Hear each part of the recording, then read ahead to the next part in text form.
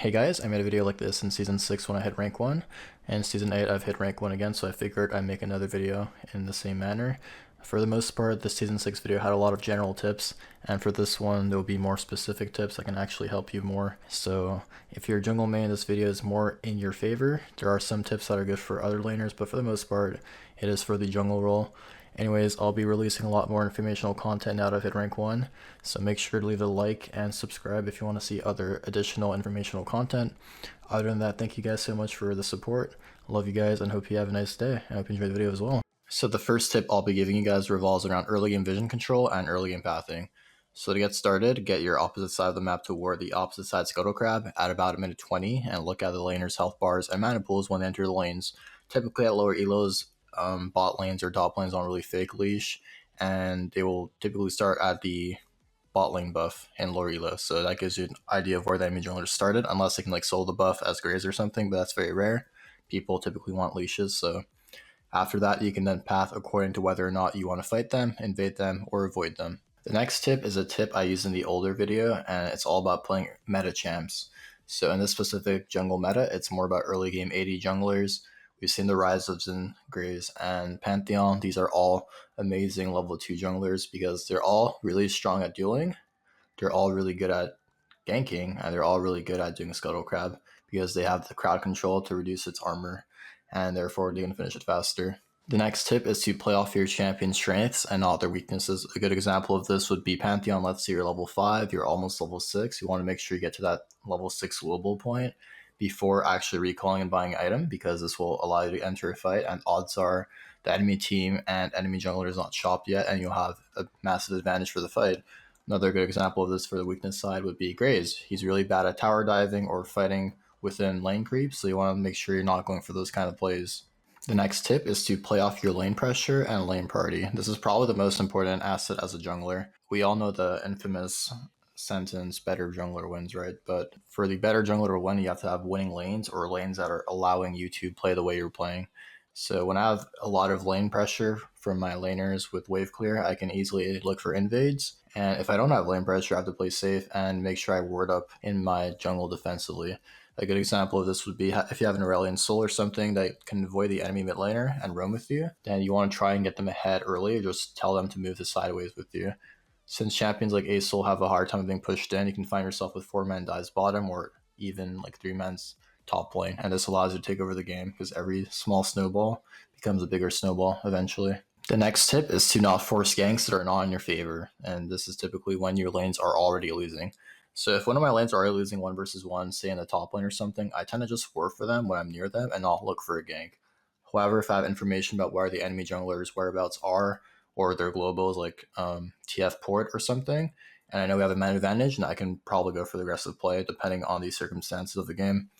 However, let's say the enemy Renekton is already 2-0 top lanes, level 6, you and your top lane are level 5 or 4, I would recommend not going for the 2v1 because many champs can actually 2v1 you once they hit their power spike of their ultimates. This next tip will help you for your aggressive early game jungle plays, and this is all about getting an early red trinket and an early pink ward. So this helps you to stay efficient and avoid wasting time.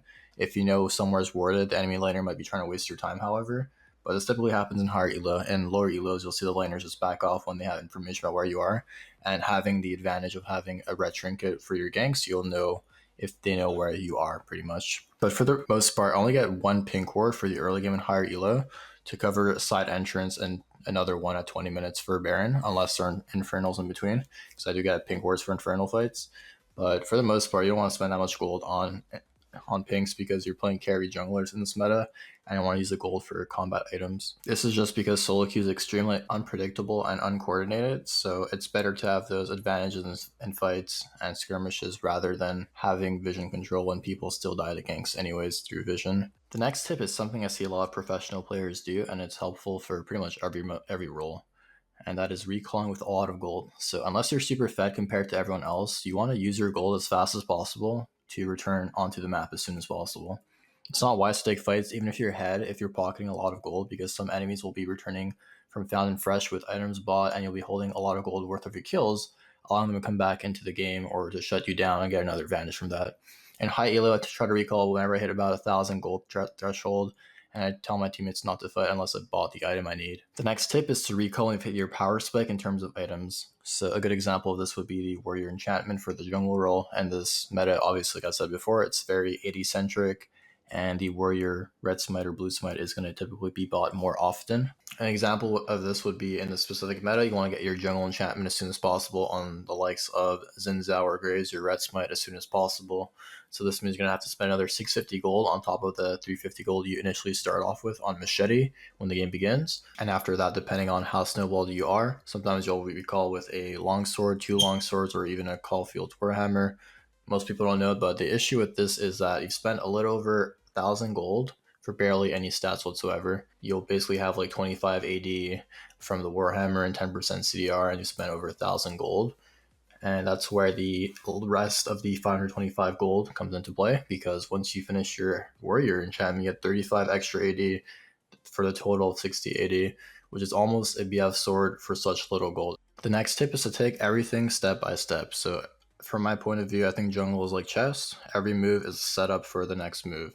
Typically, my goal will be to get bottom tier 1 the first, because it has the less resistances, therefore it's the fastest to take after the, I believe, the 5 or 6 minute timer. But for the most part, once you get that, you want to make sure you lane swap your top and bottom. And once you get the tier 1 tower top lane, you're going to look for a Rift Herald fight or just grab Rift Herald. And since most mid laners have too much wave clear, you're going to use a Rift Herald mid, and then you'll have a lot of open up space on the map, as all tier 1s will be taken. With so much of the map open, you want to look for Baron baits, depending on how capable you are of doing it, with like a Nunu or something, or Mountain Drakes, into teamfight wins, into Baron execution, into inhibitors, etc. Also, if it's super late game, which it's not very rare in this specific meta, elders help a lot in closing out team fights. Next tip revolves around objective control in terms of epic monsters, and for that, the only Drake I would say that is important in solo queue is Infernal. So unless you want to go for Mountain Drakes, as you want to choose Baron or Elder, most of the time, the lower elo you are, the less useful the other Drakes are, so the less emphasis and risk you should honestly put into them. However, if there's nothing else on the map for you to do and your team is super ahead, it's not that bad to use Dragon for the 25 gold and experience you get from it. It's honestly better to deny your enemies a free comeback objective and to have an advantage for the next one spawn, since you're already so ahead and you probably have more pressure and priority on getting the next dragon as soon as possible, because it might be a good one, who knows. The next tip is to do Baron whenever you can. Baron is a great way to close out games when you or your teammates do not know how to, or if everyone's fucking around and trolling and they're giving the enemy team a chance to come back, because I've seen this happen so many times, even in high elo. It does happen. People just want to pad their KDAs and just go try 1v5, and a lot of games are easily thrown just because of that. The fact of the matter is that Baron gives you decent stat bonuses and makes it easier for you to stop wave clear comps that don't let you get the minion wave to the tower. For the most part, if you're running a split push comp, this also allows you to close out the game even more easily, because if the enemy team forces a 4v5, then your last champion will be closing out the game on his own. If not, then if you guys are 5-manning a lane, that enemy team will eventually get frustrated, and someone's going to mess up and take a bad engage or get caught out, and once you win the fight, the game will be instantly over. Just understand the difference between baiting Baron and wanting to finish it. If you know you can finish it, go ahead and do it. If you can't, then make sure to let your teammates know that you want to turn as soon as possible. This next tip kind of goes back to the lane priority tip I spoke about earlier, and that is to play off winning lanes. It's amazing to have a winning bot lane, but that does not happen every game. Let's say your bot lane and mid lane are even, and your top lane is super ahead. Let's say your orange soul killed the enemy Wukong. Then you know you have a super fed tank in the top lane, and tanks are really good to set up dives with. And you just let your top laner know you want him to push the tower. You want him to aggro the turret, unless you can reset tower aggro with like Elise Repel or any other spell that you can think of. But for the most part, you want him to tank, and then you want to just take down Wukong as soon as possible. And again, play into the snowball effect of chess and taking one tower one by one. Once you get the first blood tower top lane, you can move with Ornn bottom or just look for a lane swap, like I said before. The last tip I can give you guys is to set up your pathing in terms of Scuttle Crab spawn timer. This one is very important. Obviously, if your lanes are losing, it's really hard to get most of the crabs, but for the most part, if the game is really close, then with this advantage over the enemy jungler, you can set yourself up for a lot of gold and experience advantages. To do so, I want to make sure the opposite side of the location of where the next crab will be, I make sure to take my camps from. So let's say the crab is top side, I want to make sure to take my bot side camps and to be at the top crab the moment it spawns, because if the enemy jungler is still bot side and not playing off the crab, he will have the advantage of taking my bot side camps and vice versa. So it's really important to get these crabs, and it's really important to not let the enemy jungler get an advantage from knowing your camps are up on the opposite side of the map. And that is the end of the video. Hope you guys enjoyed. I wanted to give you guys the best tips and tricks I used on my climb to get rank 1 once again. So I'm really grateful for all the recent support and kind words I've seen in the comment section below, on Twitch, etc. So much love to you guys. Hope you enjoy the video. Again, make sure to leave a thumbs up if it helped you out for more informational content, and to subscribe for future videos. Much love. Hope you have a nice rest of the day, and take care.